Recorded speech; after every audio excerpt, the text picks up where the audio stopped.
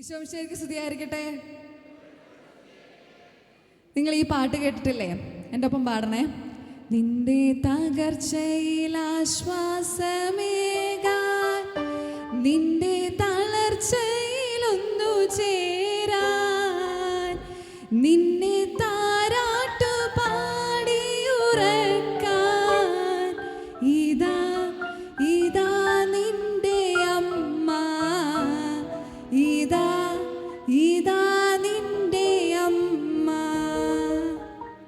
മാതാവിൻ്റെ ഈ ഗാനം എഴുതുകയും കമ്പോസ് ചെയ്യുകയും കൂടാതെ നമ്മൾ നേരത്തെ പാടിയില്ലേ ഇസ്രായേലിൻ, ആ ഗാനം എഴുതുകയും 30 വർഷത്തോളമായി ഈ സംഗീത മേഖലയിൽ തന്നെ ഈശോയുടെ പാട്ടുകൾ, ക്രിസ്തീയ ഭക്തിഗാനങ്ങൾ മാത്രം എഴുതി ഈശോയ്ക്ക് വേണ്ടി പ്രേക്ഷിത പ്രവർത്തനം ചെയ്യുന്ന ബഹുമാനപ്പെട്ട ബേബി ജോൺ കലയന്താണി സാറാണ് നമ്മുടെ കൂടെ ഉള്ളത്. നമുക്കെല്ലാവർക്കും ഒരു കയ്യടി കൊടുത്താലോ?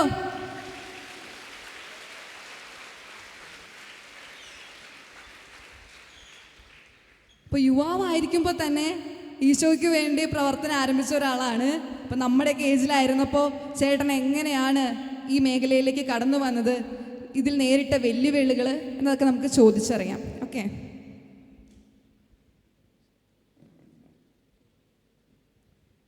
ഈശോ ശരി സ്തുതിയായിരിക്കട്ടെ. എപ്പോഴും സ്തുതിയായിരിക്കട്ടെ. വേണ്ടി ഇത്രയും നമ്മുടെ ഒപ്പം കൂടിയിട്ടുണ്ട്. അപ്പോൾ എല്ലാവരും വീട്ടിൽ നിന്നൊക്കെ മാറി നിൽക്കേണ്ട ഒരു വിഷമമുണ്ടെന്ന് തോന്നണു. ഇതുകൊണ്ടെന്ന് തോന്നണു അധികം സന്തോഷമൊന്നുമില്ല.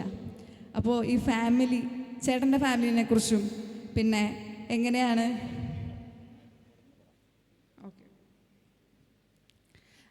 അപ്പോൾ നമ്മൾ കുടുംബത്തിൽ നിന്നെല്ലാം മാറി 3 ദിവസം ധ്യാനത്തിന് വേണ്ടി ഇവിടെ വന്നിരിക്കുകയാണ്.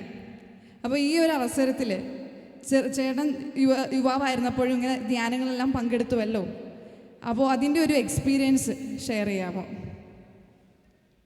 ആദ്യമായി തന്നെ ഇത്രയും കുഞ്ഞനുജന്മാരും കുഞ്ഞനിത്യമാരും ഈശോയ്ക്ക് വേണ്ടി, ഈശോയുടെ വചനം ശ്രവിക്കുവാൻ, ജീവിതം ഈശോയ്ക്ക് കൊടുക്കുവാൻ ഈ അവധിക്കാലത്ത് തിരഞ്ഞെടുത്തതിന് പ്രത്യേകമായി അഭിനന്ദിക്കുകയാണ്.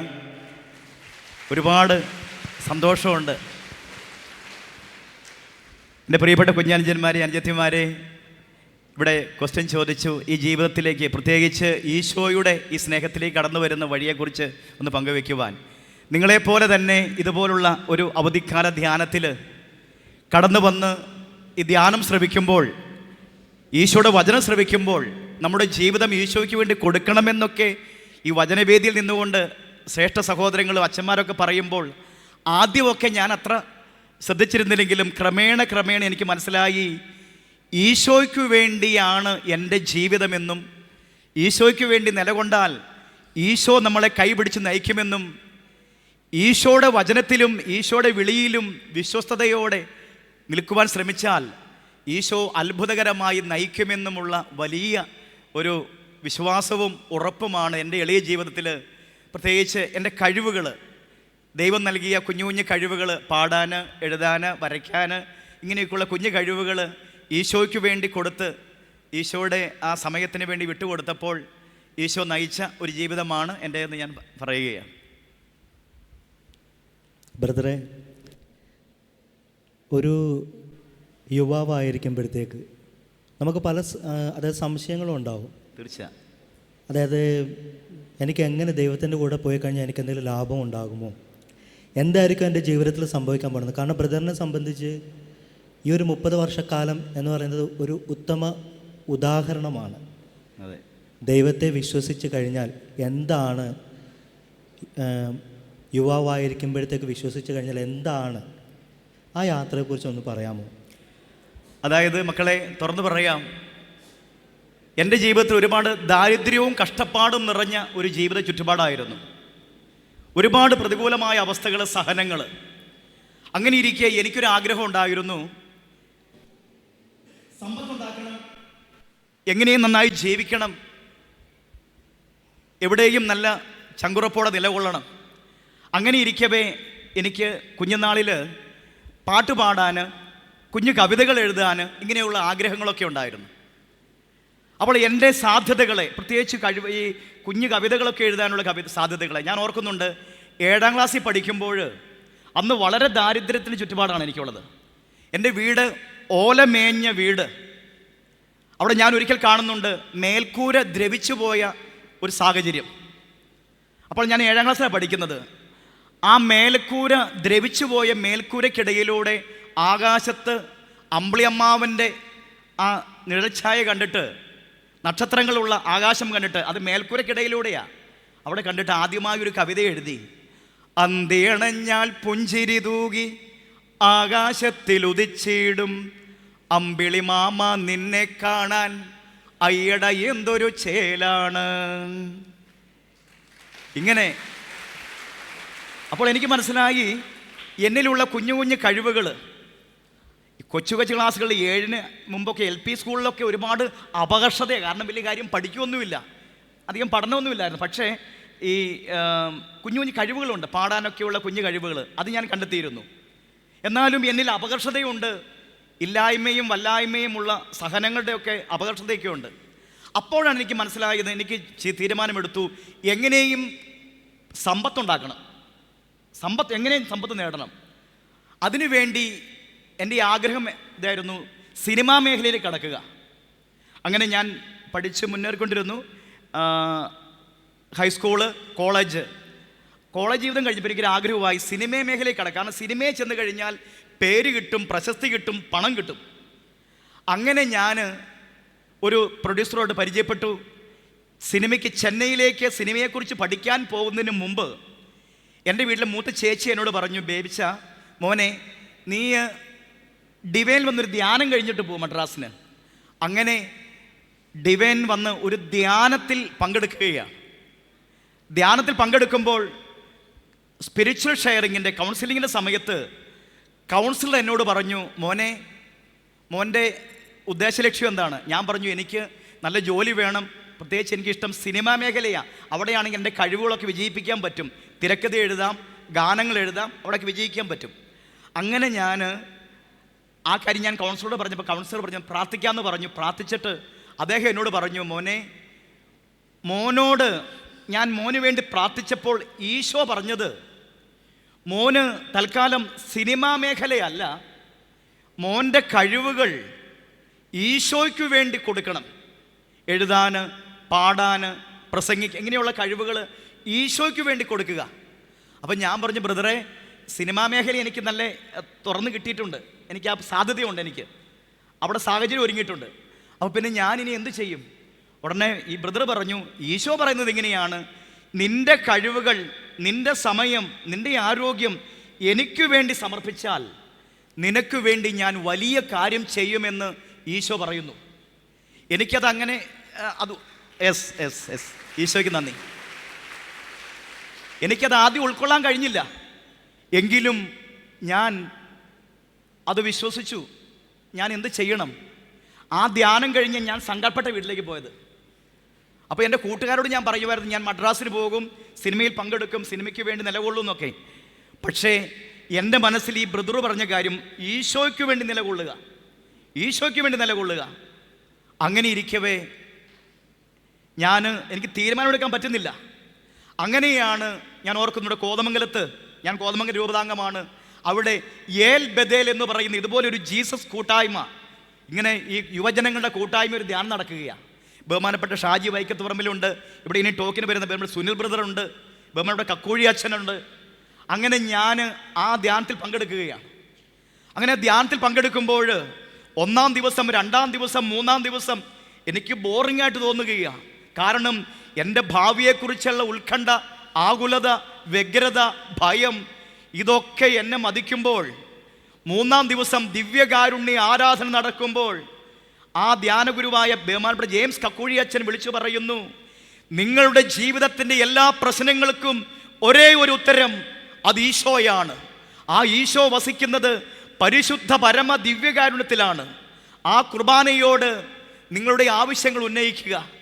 എൻ്റെ പ്രിയ മക്കളെ, തുറന്നു പറയട്ടെ, ഞാൻ ആ ധ്യാനത്തിൽ പങ്കെടുക്കുന്ന ഞാൻ എഴുന്നേറ്റ് മുന്നോട്ട് വന്നിട്ട് ആ പരിശുദ്ധ കുർബാനയുടെ ദിവ്യകാരുണ്യ സന്നിധിയിൽ മുട്ടുകുത്തിയിട്ട് ഞാൻ കരം വിരിച്ച് എൻ്റെ കർത്താവിനോട് ചോദിച്ചു, കർത്താവേ, എൻ്റെ ഭാവിയെക്കുറിച്ച് എനിക്ക് വ്യക്തതയില്ല, എനിക്ക് ഉത്കണ്ഠയാണ്, ആകുലതയാണ്, ഞാനിനി എങ്ങനെ രക്ഷപ്പെടും, ഞാൻ എങ്ങനെ മുന്നോട്ട് നീങ്ങും, എനിക്ക് ജോലിയില്ല, ഞാൻ ഇനി എന്ത് ചെയ്യും?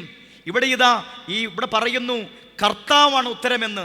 അങ്ങനെയെങ്കിൽ എൻ്റെ ഈശോയെ എനിക്ക് ഉത്തരം തരണമേ എന്ന് പറഞ്ഞ് ഞാൻ കരങ്ങൾ ഉയർത്തിയപ്പോൾ അതേ സമയം തന്നെ ആ അച്ഛനിലൂടെ പരിശുദ്ധാത്മാവ് ഇങ്ങനെ പറഞ്ഞു, ഈ പരിശുദ്ധ കുർബാനയുടെ മുൻപിലിരുന്നു കൊണ്ട് തൻ്റെ ഭാവിയെക്കുറിച്ച് ഉൾക്കൊണ്ടപ്പെടുന്ന ഒരു മകനോട് ഈശോ അരുളി ചെയ്യുന്നു, ദൈവം പറയുന്നു, യേശയ്യാ 41:10, ഭയപ്പെടേണ്ട, ഞാൻ നിന്നോട് കൂടെയുണ്ട്, സംഭ്രമിക്കേണ്ട, ഞാനാണ് നിന്റെ ദൈവം, ഞാൻ നിന്നെ ശക്തിപ്പെടുത്തുകയും സഹായിക്കുകയും ചെയ്യും, എൻ്റെ വിജയകരമായ വലതുകരം കൊണ്ട് ഞാൻ നിന്നെ താങ്ങി നിർത്തുമെന്ന് ആ യുവാവിനോട് പറയുന്നു.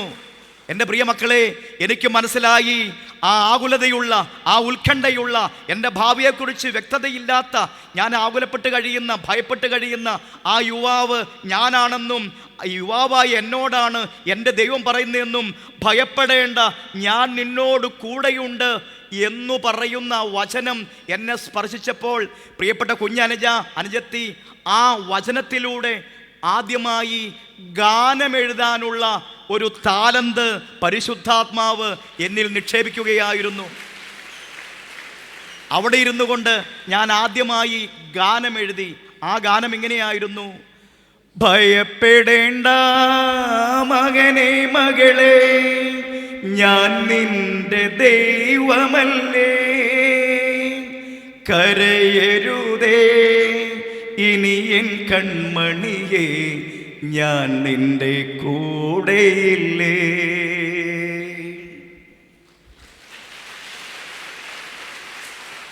അങ്ങനെ അവിടെ വെച്ച് ഞാനൊരു തീരുമാനമെടുത്തു. ഈശോയെ, എനിക്കിനി സിനിമയല്ല വേണ്ടത്, എനിക്കിനി ജോലിയല്ല വേണ്ടത്, എനിക്കിനി സമ്പത്തല്ല വേണ്ടത്. എൻ്റെ സമ്പത്താണ് എൻ്റെ ഈശോ. എൻ്റെ ജോലി എൻ്റെ ഈശോയ്ക്ക് വേണ്ടി നിലകൊള്ളുകയാണ്.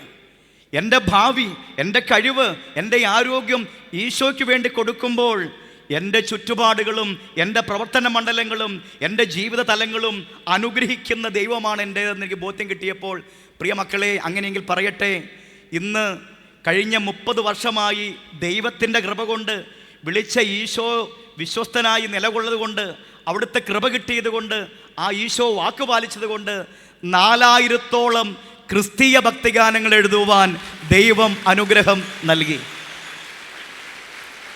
ഇതാണ് എൻ്റെ ജീവിത സംഗ്രഹം. പരിശുദ്ധ ജപമാലയുടെ ഇമ്പോർട്ടൻസ് ജീവിതത്തിൽ എങ്ങനെയാണ്? പറയട്ടെ, എൻ്റെ ജീവിതത്തിൽ ആ യുവത്വ വഴിയിൽ എനിക്ക് അന്നും ഇന്നും ബലം പകർന്നത്, പ്രിയപ്പെട്ട മക്കളെ, തുറന്നു പറയട്ടെ, കർത്താവിൻ്റെ ജീവനുള്ള വചനം. ഒരുപക്ഷെ യുവസഹജമായ പ്രലോഭനങ്ങൾ, പാപച്ചാച്ചിലുകൾ, തളർന്നു പോകുന്ന നിമിഷങ്ങൾ, ഒരുപാട് ചിലപ്പോഴൊക്കെ ഭാരപ്പെട്ടു പോകുന്ന അവസ്ഥകൾ, സംശയം, ഇനിയിപ്പോൾ ഇങ്ങനെ ഇതൊക്കെ ഇത് തന്നെയാണോ എൻ്റെ ഭാവി, എങ്ങനെയുള്ള സംശയങ്ങൾ, അവിടെയൊക്കെ എന്നെ ബലപ്പെടുത്തിയത് കർത്താവിൻ്റെ വചനമാണ്. ഭയപ്പെടേണ്ട, ഞാൻ നിന്നോട് കൂടെയുണ്ട്, നിങ്ങളുടെ ഹൃദയം അസ്വസ്ഥമാകേണ്ട, ശക്തനും ധീരനുമായിരിക്കുക തുടങ്ങിയ അനേക വചനങ്ങൾ എന്നെ ശക്തിപ്പെടുത്തി. ഓരോ ദിവസവും പ്രഭാതത്തിലും സായാഹ്നത്തിലും വചനം വായിച്ചു. മാത്രമല്ല, പരിശുദ്ധ കുർബാനയോട് ചേർന്ന് നിന്നു. ഈ വചനത്തോടും പരിശുദ്ധ കുർബാനയോടും ചേർന്ന് നിൽക്കുവാൻ എന്നെ ശക്തിപ്പെടുത്തിയത് പരിശുദ്ധ അമ്മയുടെ ജപമാലയായിരുന്നു. വിശുദ്ധിയിൽ വളരുവാൻ, ഏത് പ്രലോഭനത്തിലും ഏത് ചാഞ്ഞു പോകുന്ന നിമിഷങ്ങളിലും ശക്തി പകർന്ന് ബലപ്പെടുത്തിയത് ജപമാല പ്രാർത്ഥനയായിരുന്നു. എനിക്ക് മനസ്സിലായി, പരിശുദ്ധ അമ്മയാണ് ഒരു ബാല കൗമാര യൗവനത്തെ ലൂക്കാ 2:52 പറയുന്നത് പോലെ യേശു ജ്ഞാനത്തിലും പ്രായത്തിലും ദൈവത്തിൻ്റെയും മനുഷ്യരുടെയും പ്രീതിയിൽ വളർന്നു വന്നുവെങ്കിൽ, ജ്ഞാനത്തിലും പ്രായത്തിലും ദൈവത്തിൻ്റെയും മനുഷ്യരുടെയും പ്രീതിയിൽ വളർത്തിയ ഈശോയെ വളർത്തിയ അമ്മ എന്നെയും വളർത്തുമെന്നുള്ള ബോധ്യം എൻ്റെ ജീവിതത്തിൽ പിടിച്ചു നിൽക്കുവാൻ കെൽപ്പ് നൽകി.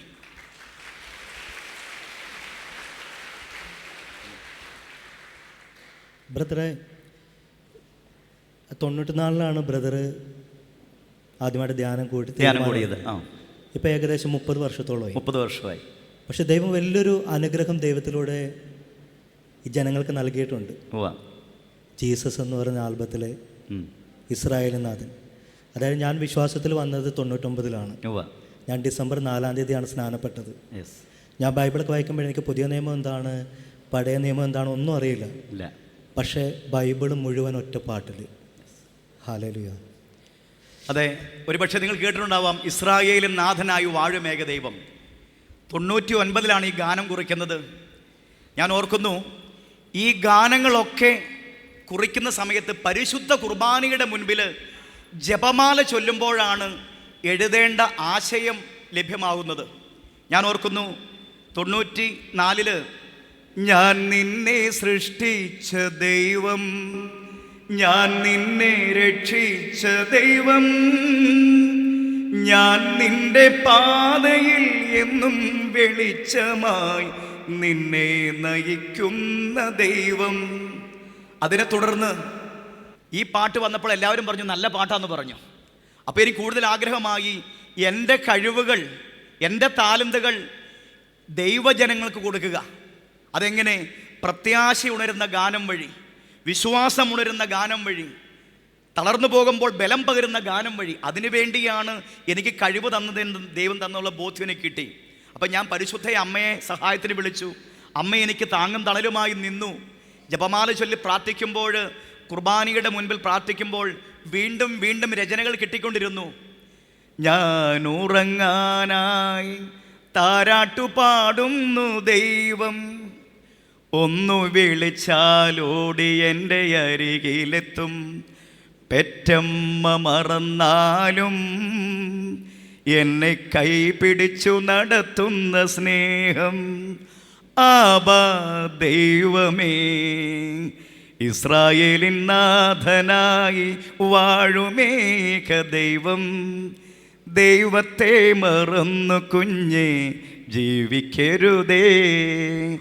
എൻ്റെ മുഖം വാടിയാൽ ദൈവത്തിൻ മുഖം വാടും, സക്രാരി തന്നിൽ നിത്യം വാഴുന്ന ആദിയിൽ വചനമുണ്ടായിരുന്നു. സ്നേഹത്തൂവാല കൊണ്ടു തുടയ്ക്കാം, ബലിയർപ്പിക്കാൻ വരുവിൻ, വീണ്ടും ഒരു ബലിയർപ്പണ വേദിയൊരുങ്ങി. ഈശോയുടെ അതിദാരുണമാം പീഡാസഹനങ്ങളെയോർത്തെന്നും നിന്റെ തകർച്ചയിൽ ആശ്വാസമേകാൻ എത്രയും ദയയുള്ള മാതാവേ ചൊല്ലി ബാല്യം മുതലേ ഞാൻ വളർന്നു. പരിശുദ്ധ പരമമാം ദിവ്യകാരുണ്യമേ, പൂർണ്ണ മനസ്സോടും ഇലപൊഴിയും കാലങ്ങൾക്കപ്പുറം മുൾമുടിയണിഞ്ഞു കൊണ്ടീശോ അത്യുന്നതൻ്റെ മറവിൽ ഭയമേതുമില്ലെൻ്റെ ദൈവം. ഇങ്ങനെ പോയാൽ 4000-ഓളം ഗാനങ്ങൾ എത്തിക്കുമ്പോൾ എന്നെ വിളിച്ച എൻ്റെ ദൈവത്തിന് ഞാൻ മഹത്വം നൽകുന്നു. പ്രിയ മക്കളെ, പരിശുദ്ധ അമ്മ, ബോധജ്ഞാനത്തിൻ്റെ സിംഹാസനമായ അമ്മ, അമ്മയുടെ ജപമാല എൻ്റെ എളിയ ജീവിതത്തിൽ ഇന്നും ബലം പകരുന്നു. 99-ല് ഇസ്രായേലിൻ നാഥനായി വാഴുമേക ദൈവം എഴുതുമ്പോൾ പരിശുദ്ധ അമ്മയോട് ഞാൻ പറഞ്ഞു, അമ്മേ, അമ്മയാണല്ലോ ബോധജ്ഞാനത്തിൻ്റെ സിംഹാസനം, ഈ തിരുവചനത്തിൻ്റെ ഗ്രന്ഥത്തിൻ്റെ സംഗ്രഹം കുറിക്കുവാൻ അമ്മ സഹായിക്കണേ. അങ്ങനെയാണ് പഴയ നിയമവും പുതിയ നിയമവും സംഗ്രഹിക്കുന്ന. ചെങ്കടലിൽ നീ എന്നു പാത തെളിച്ചു, മരുവിൽ മക്കൾക്കു മന്ന പൊഴിച്ചു, എരിവെയിലിൽ മേഘത്തണലായി, ഇരുളിൽ സ്നേഹനാളമായി, സീനായ് മാമല മുകളിൽ നീ നീതി പ്രമാണങ്ങൾ പകർന്നേകി. ബ്രദർ, അതിൽ ഈശോ നമ്മൾ പഠിപ്പിച്ച പ്രാർത്ഥനയെ നല്ലതുപോലെ എഴുതി ചേർത്തിട്ടുണ്ട്. സ്വർഗസ്ഥനായ പിതാവേ, ആബാ പിതാവേ ദൈവമേ, അവിടുത്തെ രാജ്യം വരേണമേ, അങ്ങേ തിരുഹിതം ഭൂമിയിൽ എന്നെന്നും നിറവേറിടേണമേ എന്ന് പറഞ്ഞാൽ ഒറ്റ ലക്ഷ്യമുള്ളൂ നമ്മുടെ ജീവിതത്തിൽ. ആബാ പിതാവേ ദൈവമേ, അവിടുത്തെ രാജ്യം, അവിടുത്തെ നീതി ഇതാ കടന്നു വരണം. അവിടുത്തെ തിരുഹിതം എന്നിൽ നിറവേറണം. എൻ്റെ ഇഷ്ടമല്ല കർത്താവേ, എൻ്റെ യുവത്വം എന്തിനു വേണ്ടി ആകണം? ഞാൻ എന്തിനു വേണ്ടി നിലകൊള്ളണം? ഞാൻ ലോകത്തിന് വേണ്ടി തളർന്ന് നശിക്കാനുള്ളവനല്ല, മറിച്ച് ഞാൻ വിലയുള്ളവനാണ്. ഞാൻ ദൈവം എന്നെ സൃഷ്ടിച്ചതാണ്. ഞാൻ നിസ്സാരനല്ല. എൻ്റെ ദൈവം ഏത് പ്രതികൂലത വന്നാലും, ഏത് സഹനങ്ങൾ വന്നാലും, ഏതില്ലായ്മ വന്നാലും, ഏതു സാമ്പത്തിക തകർച്ച വന്നാലും, ആരെല്ലാം ഒറ്റപ്പെടുത്തിയാലും, ആരെല്ലാം കുറ്റപ്പെടുത്തിയാലും, എന്നെ വിളിച്ച ദൈവം വിശ്വസ്തനാണ്. അവൻ എനിക്ക് ശക്തി പകരും. ഏതു ചെങ്കടലിലും പാത തെളിക്കും, ഏതു മരുഭൂമിയിലും മഞ്ഞ പൊഴിക്കും, ഏത് എരിവേനലും എനിക്ക് വേണ്ടി തണൽ വിരിക്കും. ഇരുൾ നിറയുന്ന എൻ്റെ ജീവിതത്തിൽ തെളിനാളമായി അവൻ പ്രശോഭിക്കും. ആ ദൈവമാണ് എൻ്റെ ദൈവമെന്നും അവിടുത്തെ തിരുഹിതം നിറവേറ്റുകയാണ് എൻ്റെ ലക്ഷ്യമെന്നും എൻ്റെ ദൈവത്തിൻ്റെ കൃപ എന്നെ പഠിപ്പിച്ചു.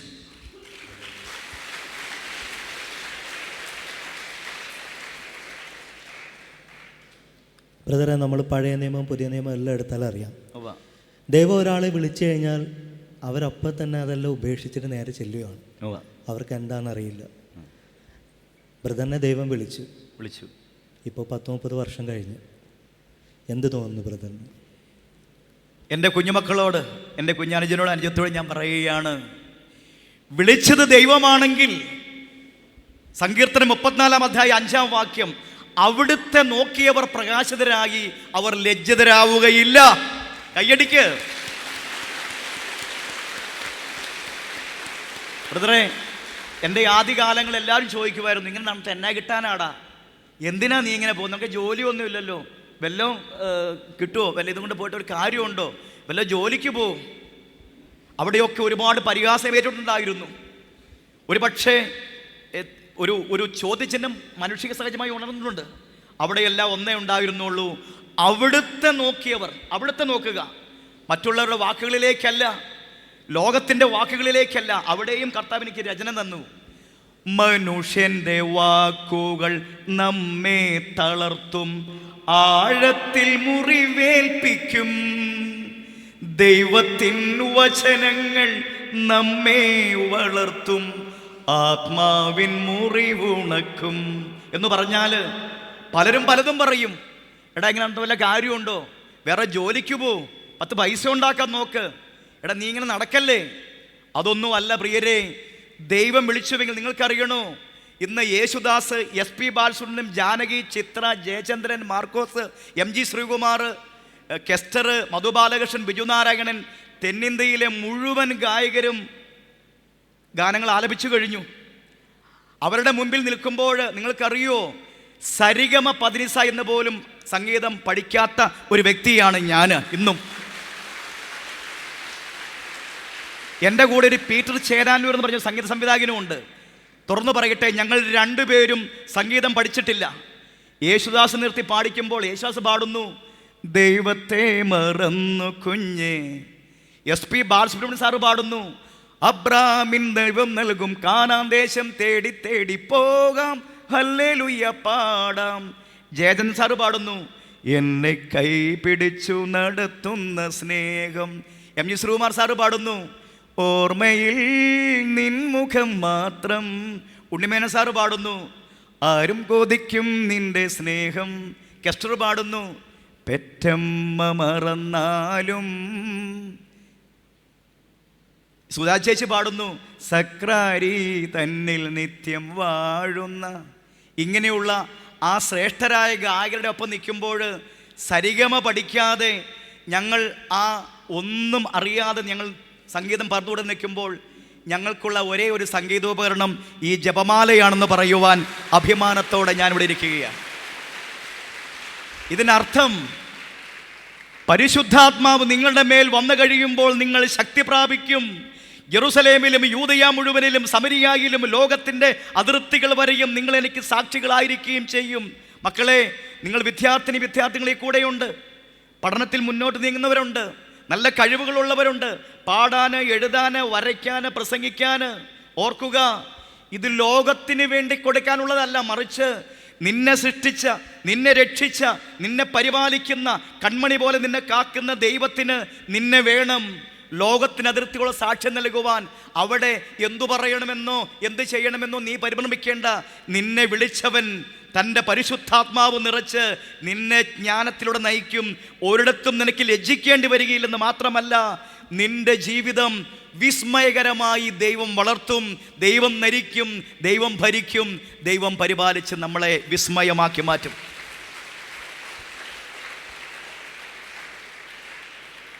അതുപോലെ ബ്രദറെ,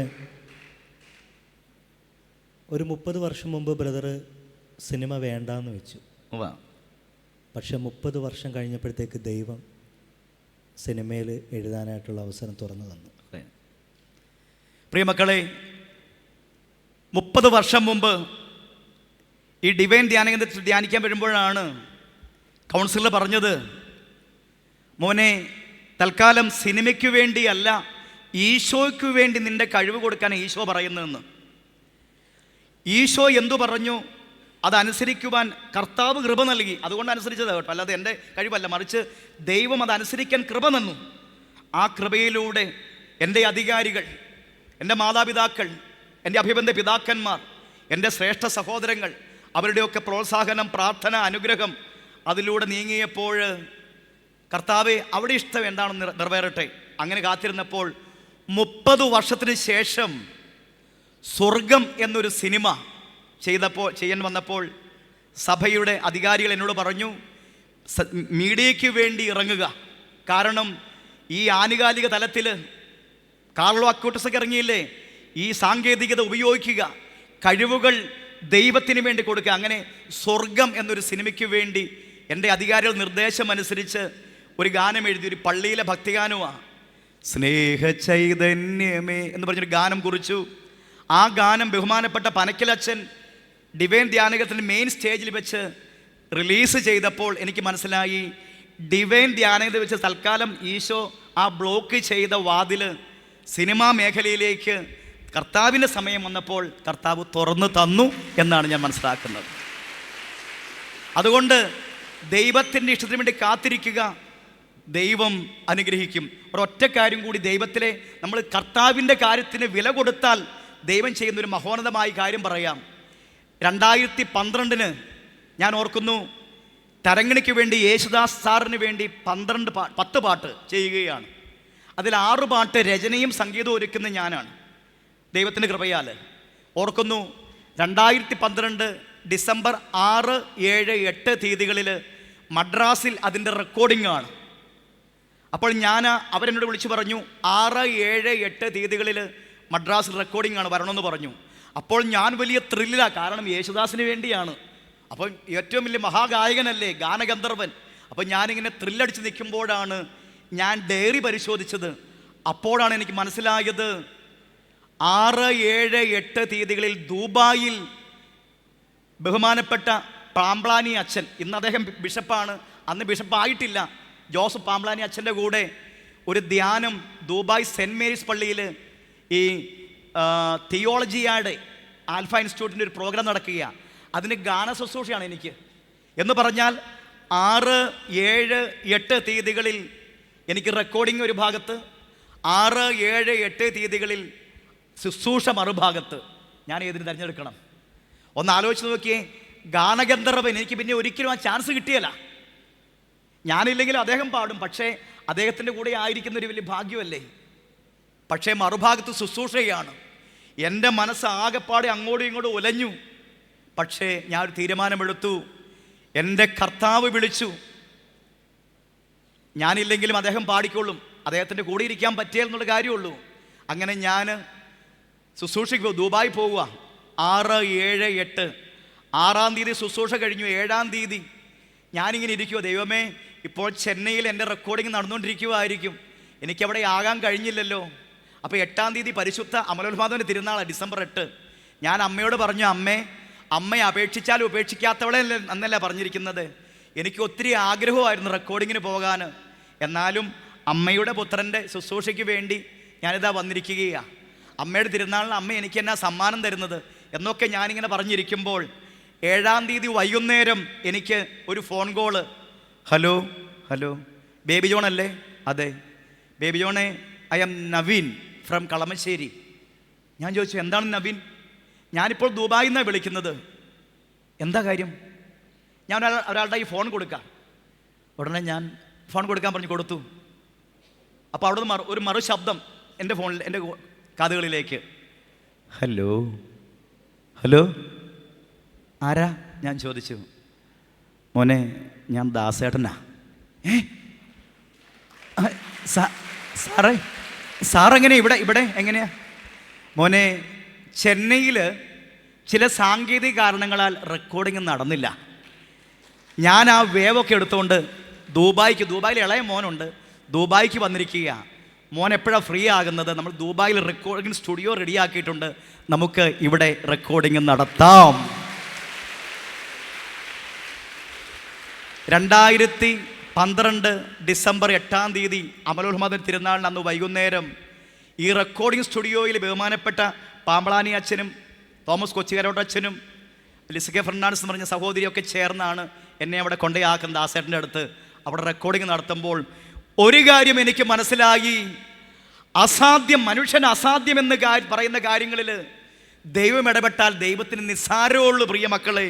അതുകൊണ്ട് ദൈവിക കാര്യങ്ങൾക്ക് നീ പ്രാധാന്യം കൊടുത്താൽ ദൈവം നിനക്ക് വേണ്ടി നിലകൊള്ളുമെന്നുള്ള വലിയൊരു സത്യം കൂടി ഞാൻ തിരിച്ചറിയുകയായിരുന്നു.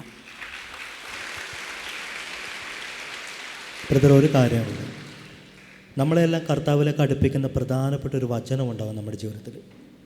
ആ വചനമാണ് നമ്മളെ ആദ്യം സ്ട്രൈക്ക് ചെയ്യുന്നത്. ആ വചനത്തിൽ നിന്നുകൊണ്ടാണ് നമ്മൾ കർത്താവിലേക്ക് വളരുന്നതും കൂടുതൽ അറിയാനായിട്ടുള്ള തീഷ്ണതയെല്ലാം നമുക്കുണ്ടാകുന്നത്. അങ്ങനെ ബ്രദറും ഒരു വചനം അറിഞ്ഞിട്ടുണ്ടാവും. ആ വചനം വളർന്ന് പന്തലിച്ച് ദൈവത്തിൻ്റെ കൂടെ ഇപ്പം ഇങ്ങനെ നിൽക്കുന്നു. ആ വചനം ഏതാണ്? തീർച്ചയായും ഞാൻ പറഞ്ഞല്ലോ, ഇതുപോലെ യുവജന കൂട്ടായ്മയിൽ കിട്ടിയ വചനം ഇതായിരുന്നു, യേശയ്യാ 41:10. വചനം നമ്മളെ ജീവൻ തരും, വചനം നമ്മളെ സൗഖ്യപ്പെടുത്തും, വചനം നമുക്ക് ഉത്തേജനം നൽകും. നമ്മുടെ സന്ധിബന്ധങ്ങളിലും മജ്ജയിലും തുളച്ച് കയറി നമുക്ക് സൗഖ്യവും ശാന്തിയും നമ്മുടെ യുവത്വത്തിൻ്റെ തിന്മയിലേക്കുള്ള ചാച്ചിലുകളിൽ ബലം നൽകി യുവാക്കൾ തൻ്റെ മാർഗം എങ്ങനെ നീക്കും? കർത്താവിൻ്റെ വചനം പാലിച്ചുകൊണ്ട് വിശുദ്ധിയിൽ ജീവിക്കാൻ പറ്റും. അങ്ങനെ എനിക്ക് കിട്ടിയ വചനമായിരുന്നു യേശയ്യാ 41:10. ഭയപ്പെടേണ്ട, ഞാൻ നിന്നോട് കൂടെയുണ്ട്, സംഭ്രമിക്കേണ്ട, ഞാനാണ് നിൻ്റെ ദൈവം, ഞാൻ നിന്നെ ശക്തിപ്പെടുത്തുകയും സഹായിക്കുകയും ചെയ്യും, എൻ്റെ വിജയകരമായ വലതുകരം കൊണ്ട് ഞാൻ നിന്നെ താങ്ങി നിർത്തും. അന്ന് മുതൽ ആ വചനം എന്നെ നയിക്കുകയാണ്.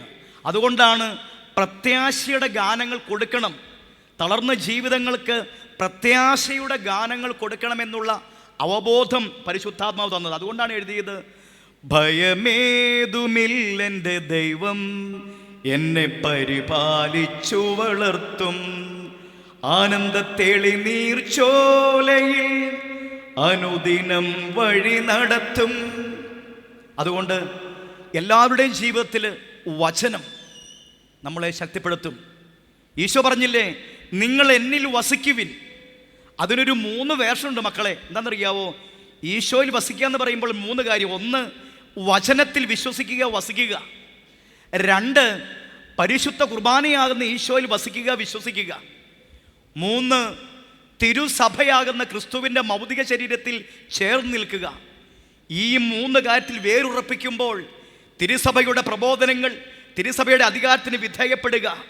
നമ്മുടെ അഭിബന്ധ പിതാക്കന്മാർ, നമ്മുടെ വൈദികർ, നമ്മുടെ സന്യാസിനിമാർ, നമ്മുടെ അധ്യാപകർ, നമ്മുടെ മാതാപിതാക്കൾ, അവർക്ക് വിധേയപ്പെട്ടുകൊണ്ട് അവരെ അനുസരിച്ച് മുന്നേറുമ്പോൾ സ്വർഗീയ കൃപ സഭയിലൂടെ പെയ്തിറങ്ങി നമ്മളെ അനുഗ്രഹിക്കും.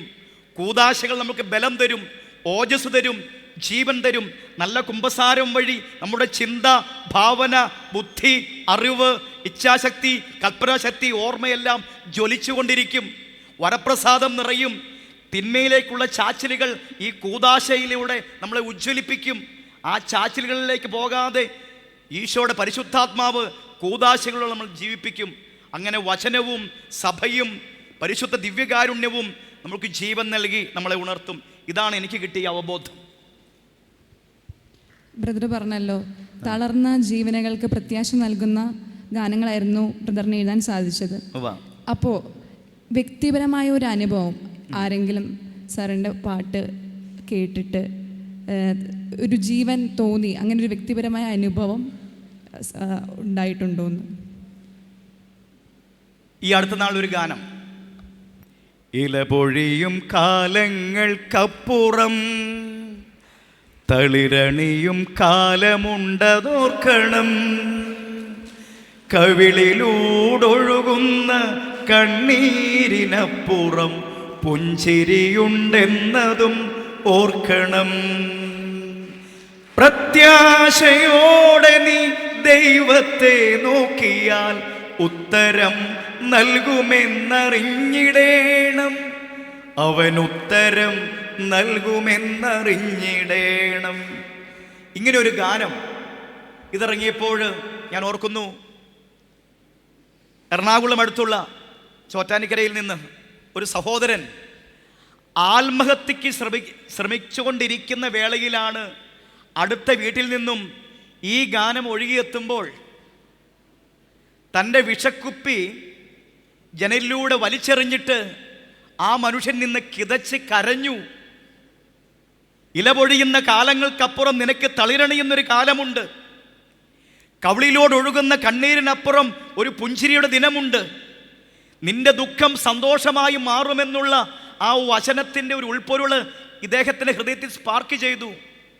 അവിടെ നിന്ന് അദ്ദേഹം ആദ്യം മ്യൂസിക് ചെയ്ത പീറ്റർ ചേരാനല്ലൂരിനെ വിളിച്ചു. സാറ എവിടെയുണ്ട്? ആ സമയത്ത് ഞങ്ങൾ വല്ലാർപാടം പള്ളിയിൽ ഒരു ഷൂട്ടിങ്ങുമായിട്ട് ബന്ധപ്പെട്ട് നിൽക്കുക. അദ്ദേഹം പറഞ്ഞു, ഞങ്ങൾ വല്ലാർപാടത്തുണ്ട്. പ്രിയരെ, ആ ചേട്ടൻ ചോറ്റാനിക്കരയിൽ നിന്ന് വല്ലാർപാടം വന്നിട്ട് ആ വല്ലാർപാടത്തമ്മയുടെ മുറ്റത്ത് നിന്ന് പീറ്റർ ചേരാനല്ലൂരിനെ കെട്ടിപ്പിടിച്ച് കരഞ്ഞുകൊണ്ട് പറഞ്ഞു, മണിക്കൂർ മുമ്പ് ഞാൻ ആത്മഹത്യ ചെയ്യാൻ ഒരുങ്ങുകയായിരുന്നു, ഞങ്ങളെ പിടിച്ചു നിർത്തിയത്, എന്നെ പിടിച്ചു നിർത്തിയത് സാറ് ചെയ്ത ഒരു പാട്ടിൻ്റെ ഒരു ഈരടിയാണ്. പ്രത്യാശയോടെ നീ ദൈവത്തെ നോക്കിയാൽ ദൈവം ഉത്തരം നൽകുമെന്ന്. ഇന്ന് ഞാൻ ജീവിച്ചിരിക്കുന്നത് ആ ഗാനത്തിൻ്റെ ഈരടിയാണ്. ഇതുപോലെ അനേകം അനുഭവങ്ങളുണ്ട് അനിയത്തി. അതുകൊണ്ട് അത് പറയുമ്പോൾ ഒരുപക്ഷെ ഞാൻ പൊട്ടിക്കരഞ്ഞു പോയേക്കാം. അതുകൊണ്ട് ഇനി ഞാൻ പറയാൻ ശക്തനല്ല. കാരണം അത്രമാത്രം ഈ നല്ല ദൈവം നമുക്ക് വേണ്ടി സാധ്യത ഒരുക്കുന്നു. ഇങ്ങനെയെങ്കിൽ ഈ ചേട്ടായി ഇത്രയും കുഞ്ഞു കാര്യങ്ങൾ ചെയ്തുവെങ്കിൽ ഇതിലും എത്രയോ ശ്രേഷ്ഠമായ കാര്യങ്ങൾ ചെയ്യാനാണ് കുഞ്ഞനുജ അനുജത്തി നിന്നെ വിളിച്ചിരിക്കുന്നത്.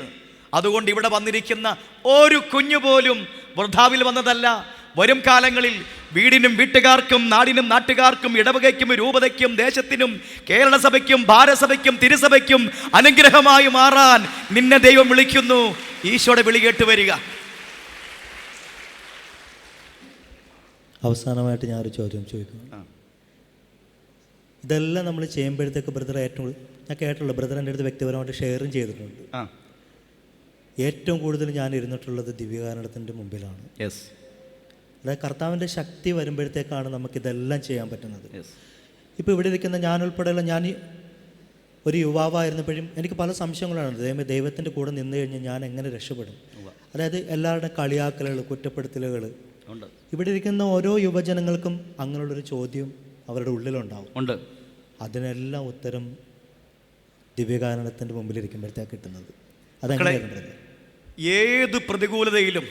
ഏത് പ്രതികൂലതയിലും നിങ്ങൾ ഇടം വലം വ്യതിചലിക്കരുത്. ഒരുപക്ഷെ നിങ്ങളെ താഴ്ത്തിക്കെട്ടി, അല്ലെങ്കിൽ എന്തിനാടാ നീയൊക്കെ ഉണ്ടായെന്ന് ചോദിക്കുന്നുണ്ടാവും, അല്ലെങ്കിൽ എന്തിനാടാ നീയൊക്കെ നടക്കുന്നത്, എന്തിനാടി നിനക്ക് വേറെ പണിയൊന്നുമില്ലേ, ഇങ്ങനെയൊക്കെയുള്ള നിന്നെ തളർത്തുന്ന ബ്രദറെ ഒരുപാട് ഈ പാട്ടിൻ്റെ മേഖല വന്നിട്ടും ഒരുപാട് സഹനങ്ങൾ. ഞാൻ ഒരു സാധാരണ കുടുംബജീവിതക്കാരനാണ്.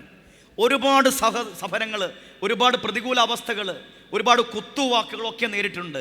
പക്ഷേ അവിടെയെല്ലാം പിടിച്ചു നിൽക്കുവാൻ കരുത്ത് കിട്ടിയത് അനുദിനമുള്ള പരിശുദ്ധ ബലിയർപ്പണവും പ്രത്യേകിച്ച് ദിവ്യകാരുണ്യ ആരാധന കഴിവതും ഞാൻ മുടക്കാറില്ല.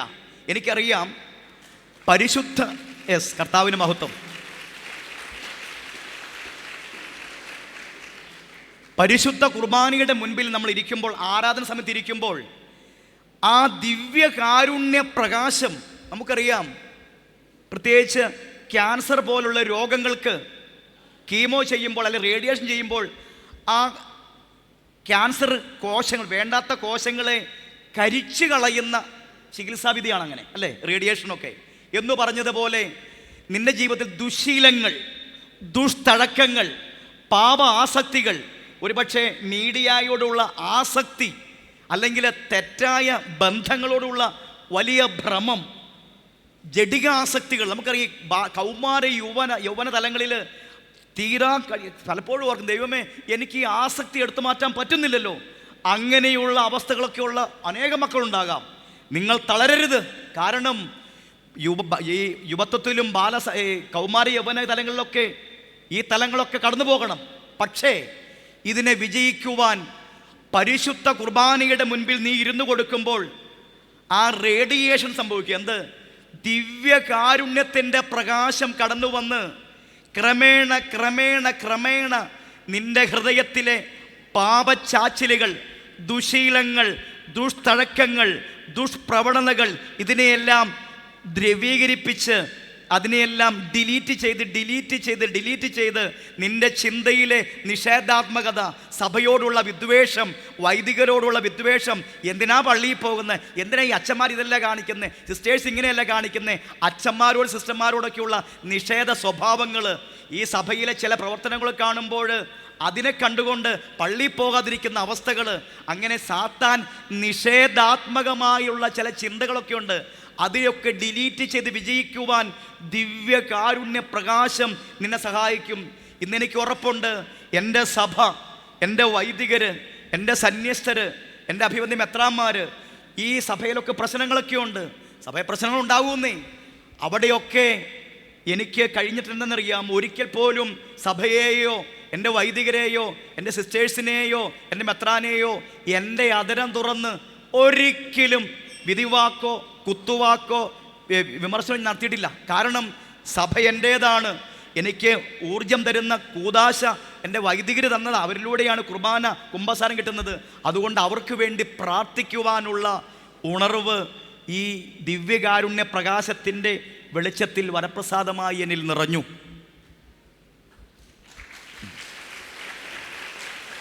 ഹല്ലേലൂയ.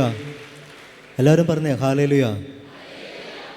ദൈവത്തിൻ്റെ കൂടെ നടന്നു കഴിഞ്ഞാൽ എന്താ സംഭവിക്കുന്നത് എന്നുള്ളതിൻ്റെ ഉത്തമ ഒരു ഉദാഹരണമാണ് ഇപ്പം നിങ്ങൾ കണ്ടുകൊണ്ടിരിക്കുന്നത്. ഹല്ലേലൂയ.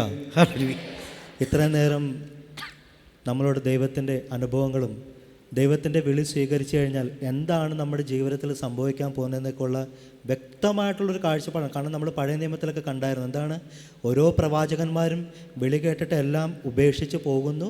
വർഷങ്ങളുടെ കാത്തിരിപ്പിന് ശേഷം ദൈവം അവരെ ഉയർത്തുന്ന ഒരു നേരമുണ്ട്. ഹല്ലേലൂയ. ഹല്ലേലൂയ. 30 വർഷങ്ങൾക്ക് മുമ്പ് ഇരുന്ന ബ്രദറല്ല ഇപ്പോൾ നമ്മൾ നിരന്തരം കേട്ടുകൊണ്ടിരിക്കുന്ന അനേകം പാട്ടുകൾ എഴുതിയ ദൈവം സ്നേഹിക്കുന്ന ഒരു മഹത് വ്യക്തിയാണ്. ഹല്ലേലൂയ. ഹല്ലേലൂയ. ബ്രദറെ, ഇത്രയും നേരം ഞങ്ങളോട് ജീവിതാനുഭവം, യേശുവിൻ്റെ സ്നേഹത്തെക്കുറിച്ച് എല്ലാം പറഞ്ഞതിന് ഓർത്തുകൊണ്ട് ഒത്തിരി നന്ദിയോടുകൂടെ ഓർക്കുകയാണ്. ഈശോയ്ക്ക് മഹത്വം. അവസാനമായിട്ട് ഒരിക്കൽ കൂടി എല്ലാവർക്കും ഹൃദയപൂർവ്വം നന്മയുടെ ഒരു പുതുവർഷം ആശംസിക്കുന്നു. നമുക്കറിയാം, പരിശുദ്ധ പിതാവ് 2025 പ്രത്യാശയുടെ തീർത്ഥാടകർ വിശ്വാസ ജൂബിലി വർഷം നമ്മൾ ആഘോഷിക്കുകയാണ്. മക്കളെ ഉണർന്ന് പ്രശോഭിക്കുക. എൻ്റെ താമരവിളി അച്ഛന് ഇത് നമുക്കറിയാം, ഗസ്റ്റ് ചെയർമാനായി പ്രവർത്തിക്കുന്നു. മറ്റേ ബഹുമാനപ്പെട്ട ഷാജി വൈക്കത്തുള്ള ബ്രദറുണ്ട്. അനേക ശ്രേഷ്ഠ ജീവിതങ്ങളുണ്ട്. അവരെല്ലാം സിസ്റ്റേഴ്സുണ്ട്. അവരെല്ലാം നന്ദിയോടെ ഓർക്കുക. കാരണം അവരുടെയൊക്കെ വാത്സല്യ തണലാണ് എൻ്റെ എളിയ ജീവിതത്തിൽ. ബഹുമാനപ്പെട്ട ആന്റണി ചേട്ടനൊക്കെ ഉണ്ട്, നമ്മുടെ എമ്മാവൂസിലെ ശുശ്രൂഷകരൊക്കെ, അവരെയൊക്കെ ഹൃദയപൂർവ്വം ഓർക്കുകയാണ്. അവരുടെയൊക്കെ വാത്സല്യ തണലാണ്, പ്രോത്സാഹനങ്ങളാണ്, പ്രാർത്ഥനകളാണ് എൻ്റെ എളിയ ജീവിതത്തിലെ പ്രകാശം. അവരെല്ലാം നന്ദിയോടെ ഓർക്കുന്നു. പുതുവർഷം നമുക്ക് പ്രത്യാശയുടെ തീർത്ഥാടകരായി നീങ്ങാൻ ഈശോ അനുഗ്രഹിക്കട്ടെ. സ്നേഹത്തോടെ, നന്ദിയോടെ, പ്രാർത്ഥനയോടെ നിർത്തുന്നു.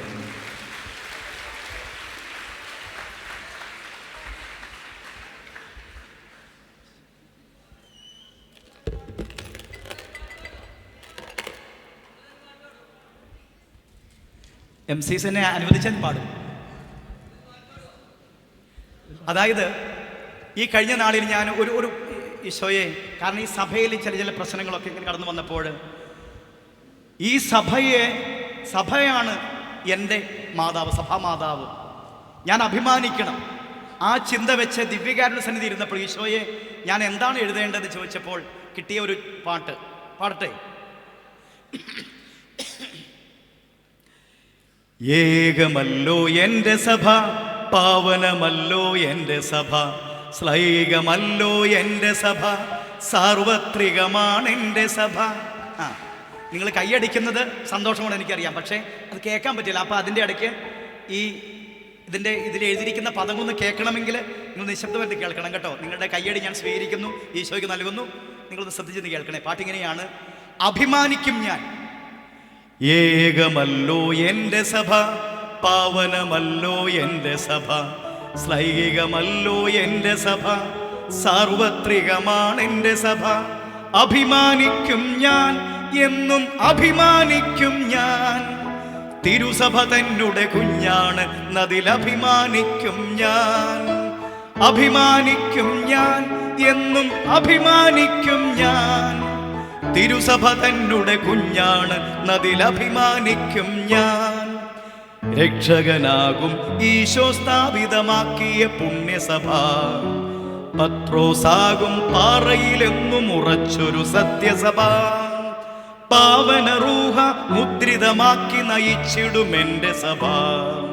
ലോകം മുഴുവൻ ദീപ്തി പരത്തി വിളങ്ങും ധന്യസഭ.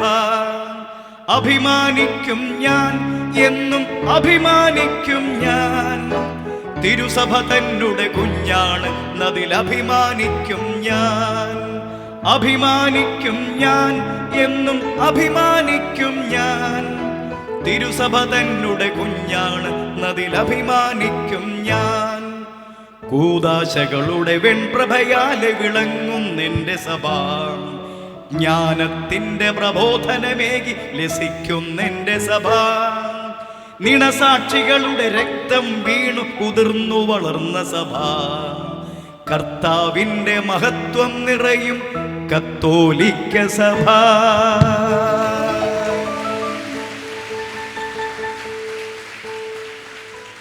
ഒരു കാര്യം കൂടി പറയുന്നു. ഈ പല ചാനലുകാർ എന്നോട് ചോദിച്ചിട്ടുണ്ട്, ബേബിച്ചിന് ഇങ്ങനെയൊക്കെ ചെയ്തിട്ട് സഭ വേണ്ടത്ര രീതിയിൽ ഇങ്ങനെയൊക്കെ പരിഗണിച്ചിട്ടുണ്ടോ, വല്ല അവാർഡൊക്കെ തന്നിട്ടുണ്ടോ? അവരെന്നെ ആശയക്കുഴപ്പമാക്കാൻ വേണ്ടി പറഞ്ഞതാ. അപ്പം ഞാൻ എന്ത് പറയണം? ശരിയാ, സഭയൊന്നും ചെയ്തിട്ടില്ല എന്ന് ഞാൻ പറയണം. അങ്ങനെ പറയാൻ വേണ്ടി അവനോട് ക്വസ്റ്റ്യൻ ചോദിച്ചത്. പക്ഷേ എൻ്റെ ചിന്തയിലെ പരിശുദ്ധാത്മാവ് തന്നു. ഞാൻ അവരോട് പറഞ്ഞു, കത്തോലിക്ക സഭയിൽ അംഗത്വം കിട്ടിയതാണ് എനിക്ക് കിട്ടിയ ഏറ്റവും വലിയ അവാർഡ്. അതുകൊണ്ട് മക്കളെ, ഏകവും പരിശുദ്ധവും ശ്ലൈകവും സാർവത്രികവുമായി സകല സൗഭാഗ്യങ്ങളും നന്മകളും നിറഞ്ഞ് മുടിച്ചൂടി നിൽക്കുന്ന സഭയുടെ കുഞ്ഞാണെന്നതിൽ നീ അഭിമാനിക്കുക, അത് പ്രഘോഷിക്കുക, അത് വിളംബരം ചെയ്യുക. ആ സഭയുടെ കുഞ്ഞായി നീ ഉണർന്ന് പ്രശോഭിക്കുക. ജയ് ക്രൈസ്റ്റ്. ഈശോ നമ്മളെ അനുഗ്രഹിക്കട്ടെ.